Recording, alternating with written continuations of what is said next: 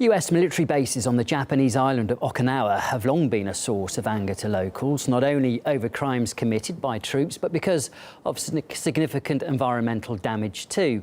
And now even US veterans are joining the campaign to get them to clean up their act.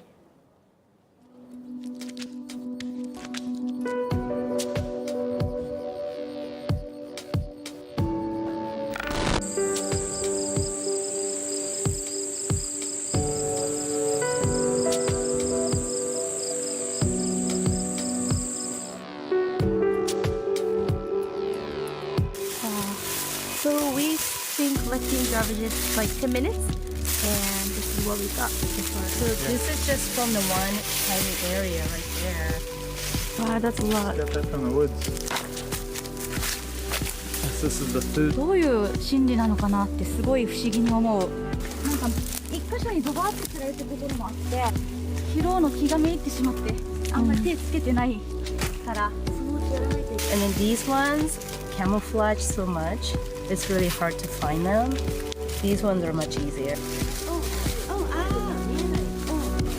毎回こんだけゴミ出るんですか？ Do US Marines behave like this in their own country, or do they just act like this because it's Okinawa? I was in Okinawa because we had a delegation there that we were supporting the local people in Hanoko against the new base that's being created there. And I was told that, I heard reports that there was trash all over the place, so I had to see with my own eyes because I was a Marine that was stationed out there and I couldn't believe it because the Marines, when I was in, we would never do that. We were trained if you pack it in, you take it out. So that's why I went up there, and it just blew my mind. I couldn't believe what I saw, all the trash in such a pristine area. The claims that the US military is the biggest polluter, I definitely agree with that. They're the single most polluter in the world, and that's not something that it's up for agreement or disagreement. This can be measured, ranging from the pollutants from the CO2 contributions that the US military puts out into the atmosphere, the amount of fuel that they use. The U.S. doesn't look into the environmental issues or acknowledge them because of one big reason is the cost of retributions. So if the United States military is destroying an area's ecology, and not only that, also affecting the health of other people, there's a huge cost in that.